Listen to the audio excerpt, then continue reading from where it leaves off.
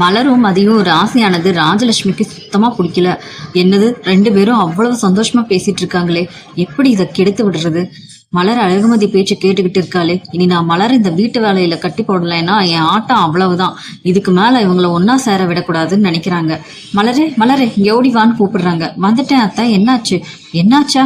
இந்த coffee tumbler கீழே விழுந்துருச்சு, மொத்த தரையும் காஃபி கொட்டி கிடக்குது, முதல்ல இதை சுத்தம் செய்யுங்கிறாங்க. அத்த 8 மணி ஆகுது, பாகியராஜும் சுரேஷும் வேலைக்கு போடணும்ல, நான் கிச்சன்ல சாப்பாடு எடுத்து வச்சிட்டு இருக்கேன், நான் அப்புறமா வந்து இதை துடைக்கிறேன்னு சொல்றாங்க. என்னையா எதிர்த்து பேசுற? நான் சொன்னது உனக்கு கேட்கல? இந்த காஃபியை அப்படியே விட்டீங்கன்னா காஞ்சி போயிடும் தர. கிச்சன் வேலையை விட இந்த காஃபி கொட்டின இடத்த சுத்தம் பண்றதா இப்ப முக்கியம், முதல்ல தொட அப்படிங்கிறாங்க. சரி அத்த, நீங்க சொல்றதுதான் சரி, சுத்தம் செய்யறேன்ட்டு செஞ்சிடுறாங்க. ராகவன் ராஜலட்சுமி கிட்ட, என்ன லட்சுமி என்னாச்சு, இன்னைக்கு சாப்பாடு இன்னும் வரலையே, நான் வேற வெளியே கிளம்பணும், டைம் ஆகுது பாரு அப்படிங்கிறாரு. என்னன்னு சொல்றதுங்க, மலர் இப்பெல்லாம் என் பேச்ச கேட்கறதே இல்ல. அவகிட்ட காஃபி தர சொல்லி எவ்வளவோ கெஞ்சிக்கிட்டேன், ஆனா அவ அழகுமதி பேச்சு கேட்டுட்டு அங்க துணி துவைக்க போயிட்டா. என்னது, துணி துவைக்க போயிட்டாளா? எல்லாருமே வேலைக்கு கிளம்புற நேரத்துல இப்படி பண்றாளா? ஆமாங்க, நான் எவ்வளவோ சொல்லி பார்த்தேன், ஆனா அவ கேட்கவே மாட்டேங்கிறான். அழகுமதி வந்ததுக்கு அப்புறம் அவளுக்கு ரொம்ப திமிரு ஏறிடுச்சுங்க. மலர் அப்பதான் வர்றாங்க. அத்தை, நீங்க தானே துணி துவைக்க சொன்னீங்க, இப்ப ஏன் மாமா கிட்ட போய் சொல்றீங்க? நான் தானே சாப்பாடு எடுத்து வைக்கிறேன். மலரே, ஒழுங்கா மரியாதை கொடுத்து பேசு. ராஜலட்சுமி சொல்றதுல ஏதாவது தப்பு இருக்கா? நீ என்ன பண்ணிட்டு இருக்க? ஆமா, நீங்க நம்புறது தப்பு. நீங்க இவங்க சொல்றது மட்டும்தான் கேக்குறீங்க. இவங்க பண்றது எல்லாமே என்னையும் அழகுமதியும் பிரிக்கிறதுக்காக ஒரு பெரிய நாடகமாமா. பாத்தீங்களாங்க இவ எப்படி பேசுறான்னு? அழகுமதி பேச்ச கேட்டுட்டு ஏன் மேலேயே பழி போடுறான். நான் தான் போய் சொல்றேன்னாமா. மலர, நிறுத்து போதும். ராஜலட்சுமி உனக்கு எவ்வளவு ஆதரவு கொடுத்துருக்கா, ஆனா நீ அவங்களை எப்படி அவமானப்படுத்துற? உனக்கு என்ன அவ்வளவு திமிரு? மாமா, இல்ல மாமா, உண்மையத்தான் பேசுறேன். அன்னைக்கு காபி கொட்டினப்ப நான் தான் சுத்தம் செய்யணும்னு அடம் முடிச்சது அத்தை, இப்ப துணி துவைக்க சொன்னதும் அவங்கதான். ஆனா இப்ப நீங்க வந்து கேக்குறப்ப அப்படியே மாத்தி சொல்றாங்க. நான் என்ன பண்ணட்டும்?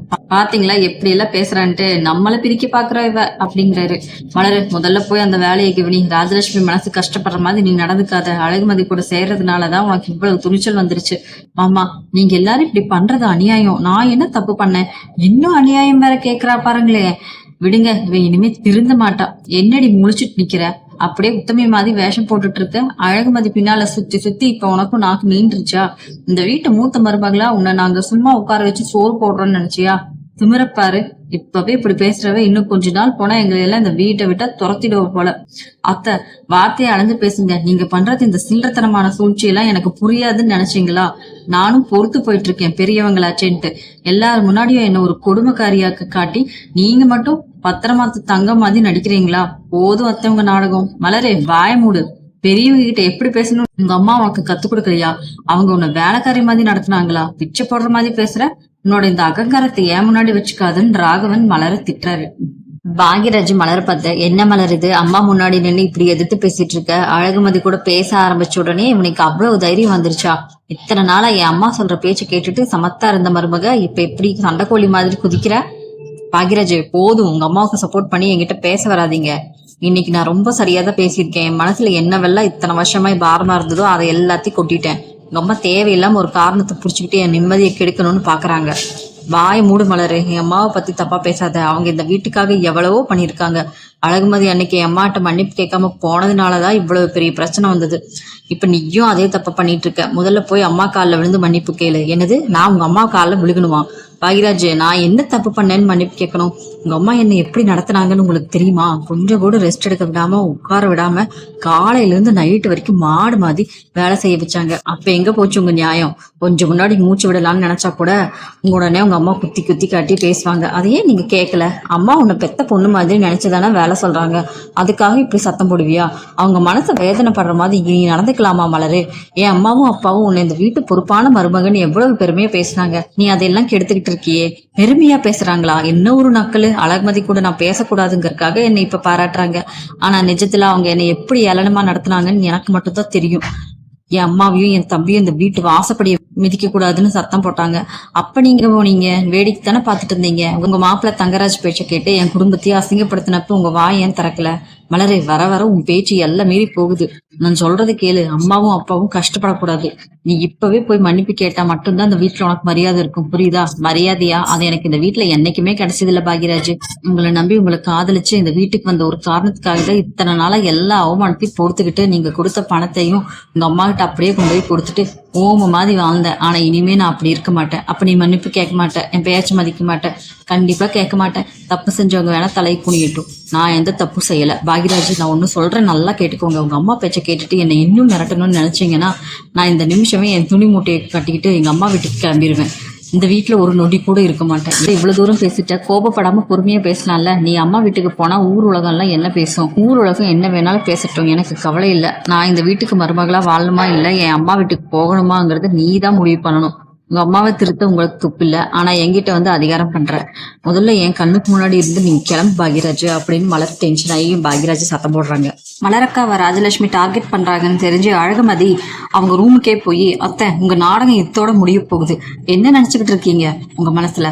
மலரக்கா பாவம் எதுவும் பேச மாட்டாங்க, அவங்கள வச்சு செய்யலான்னு இத்தனை நாளைக்கு இப்படி பொய் மூட்டையை அவுத்து விழுவீங்களா? என்னடி அழகுமதி என் ரூமுக்குள்ளேயே வந்து என்கிட்டயே சத்தம் போடுற? எவ்வளவு திமிரு இருந்தா என் முன்னாடி வந்து இப்படி எகிரி பேசுவ? காலேஜுக்கு போறங்கிற திமிரா இல்ல சுரேஷ் உனக்கு செல்லம் கொடுக்குறாங்கிற கொழுப்பா? அத்தை என் திமிரை பத்தி பேச உங்களுக்கு எந்த தகுதி இல்லை. இப்பதான் உங்க பையன் சுரேஷும் வேலைக்கு போனாரு, பாகிராஜ் அண்ணனும் கிளம்பிட்டாரு, மாமாவும் ஃப்ரெண்டை பார்க்க போயிட்டாரு. இப்ப இந்த வீட்டுல நானும் மலரக்காவும் மட்டும்தான் இருக்கோம். உங்க ஆட்டம் இனிமே செல்லாது. ஏண்டி அவங்க இல்லைன்னா நீ என்ன பெரிய லோக்கல் ரவுடி மாதிரி மிரட்டுறியா? நான் என்ன போய் சொன்னேன்? மலர் என் பேச்சு கேட்கறதே இல்ல, அவதான் வீட்டுல எந்த வேலையும் செய்யாம திமிரா திரியிறா. அத்தை அசிங்கம் இல்லையா உங்களுக்கு? மலரக்கா உங்க பேச்சு கேட்டுக்கிட்டு இந்த வீட்டை எப்படி தாங்குறாங்கன்னு ஊருக்கே தெரியும். காலையில நீங்க தான் வேணும்னே காஃபி கொட்டிட்டு அவங்கள தொடக்க சொன்னீங்க, அப்புறம் துணியை கொடுத்து துவைக்க அனுப்புனீங்க. ஆனா மாமா முன்னாடி வந்து மலர் சாப்பாடு எடுத்து வைக்காம துணி துவைக்க போயிட்டான்னு அப்பட்டமா போய் சொல்றீங்க. ஆமாண்டி சொன்னேன், அவ உன் பேச்ச கேட்டுட்டு எனக்கு எதிராக மாறணும்னு பாக்குறான். அவளை அடக்கத்தான் நான் அப்படி சொன்னேன், அதுக்கு நீ என்னடி பண்ணுவ அப்படிங்கிறாங்க. நான் என்ன பண்ணுவேன்னு உங்களுக்கு காட்டுட்டு மாத்த நீங்க என்னையும் மலரக்காவையும் இந்த வீட்டை விட்டு துரத்தணும்னு பிளான் போடுறீங்களா? இங்க பாருங்க, ஏற்கனவே சுரேஷோட வேலையில என்ன பிரச்சனை நடந்துச்சுன்னு நல்லாவே தெரியும். நான் இப்பவே நேரா அந்த ஹையர் அத்தாரிட்டி கிட்ட போயிட்டு எல்லா உண்மையும் சொல்ல போறேன். எனக்கு சுரேஷோட வேலையா? அங்க போய் என்னடி சொல்ல போற? என் மாமியார் ராஜலட்சுமி தான் எல்லா கூட்டிச்சதிக்கும் காரணம், கிச்சன் பாலிடிக்ஸ் பண்ணிட்டு இருக்காங்க, அவங்களாலதான் என் வாழ்க்கையும் மலரக்காவோட வாழ்க்கையும் இந்த வீட்டுல நரகமா போகுதுன்னு போலீஸ் கம்ப்ளைண்ட் கொடுப்பேன். அத்தையாலதான் இந்த வீட்டுல இருக்க பெண்களுக்கு பாதுகாப்பு இல்லைன்னு ஆதாரத்தோட நிரூபிப்பேன். அப்படி செஞ்சா உங்க செல்லப்புள்ள சுரேஷோட வேலை மொத்தமா காலி ஆயிடும், அவர் கேரியரே அழிஞ்சிடும். அதுக்கப்புறம் நீங்க இந்த சமுதாயத்துல தளர்ந்து வாழவே முடியாது. அழகுமதி, என்னடி இப்படி எல்லாம் பேசுற? போலீஸுக்கு கம்ப்ளைண்ட் போனா சுரேஷோட வாழ்க்கை என்ன ஆகுறது? அவசரப்பட்டு எந்த தப்பு பண்ணிடாதடி. அப்ப உங்களுக்கு பயம் இருக்குல்ல? மலரக்காவை அவமானப்படுத்தும் போது வராத பயம் இப்ப உங்க பையனோட வேலை ஆபத்துன்னு உடனே வருதா? இத்தனை வருஷமா மலரக்கா உங்க காலுக்கு கீழே கிடைக்கணும்னு நினைச்சீங்களே, அதுக்கு நான் ஒருபோதும் சம்மதிக்க மாட்டேன். நான் சொன்னதை செய்வேன், உங்களுக்கு நல்லா தெரியும். வேண்டாம் அழகுமதி, பிளீஸ் நீ அந்த சார்கிட்டயோ போலீஸ்கிட்டயோ எதுவும் போட்டுறாத, இல்ல போய் சொல்லிடாத.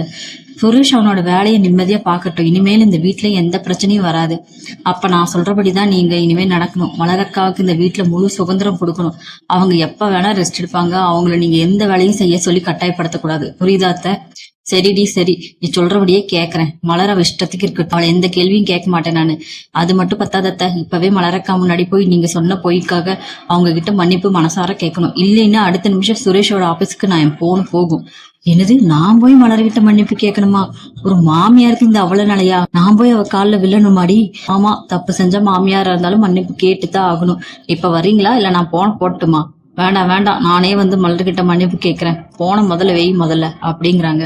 அழகுமதி அதுக்கு, அப்ப வார்த்தையில சொன்னா பத்தாதத்த, செயல்ல காட்டணும். வாங்க இப்பவே கிச்சனுக்கு போய் மலரக்கா முன்னாடி நின்று மன்னிப்பு கேளுங்க. 2 பேரும் கிச்சனுக்கு போறாங்க. மலர் அங்க சோகமா நின்றுட்டு இருக்காங்க.